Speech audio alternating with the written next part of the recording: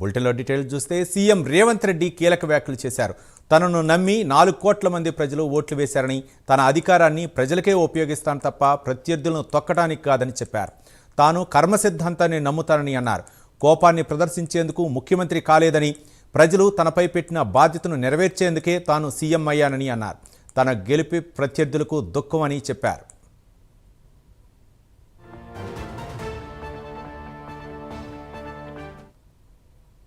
17 సంవత్సరాలు 2006లో జిల్లా పరిషత్ మెంబర్గా ఇండిపెండెంట్గా గెలిచిన, 2007లో ఎమ్మెల్సీగా ఇండిపెండెంట్గా గెలిచిన, 2009లో మొదటిసారి ఎమ్మెల్యేగా గెలిచిన, 2014 రెండోసారి ఎమ్మెల్యేగా గెలిచిన, 2019లో పార్లమెంట్ సభ్యుడు, దేశంలోనే పెద్ద పార్లమెంట్ నియోజకవర్గమైన మల్కాజ్గిరి పార్లమెంట్ సభ్యుడిగా గెలిచిన, 2023లో తెలంగాణ రాష్ట్రానికి ముఖ్యమంత్రిగా కాగలిగింది.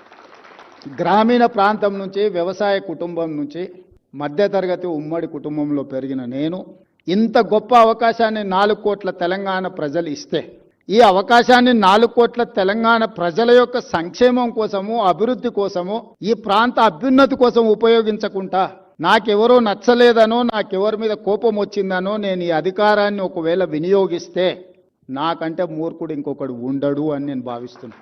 అందుకే ఈ 20 నెలల్లో వాళ్ళు చేసుకున్న పాపాలకు వాళ్ళు పోతారని నేను కర్మ సిద్ధాంతాన్ని ఎక్కువ నమ్ముతా. మనం చేసుకున్నది మన ఎంబడి వస్తుంది, ఎవరెంత చేస్తే వాళ్ళకి అంత వస్తుంది, వాళ్ళు అనుభవిస్తారని నేను ఎక్కువ నమ్ముతా. నేను అప్పుడప్పుడు ప్రతి వారానికి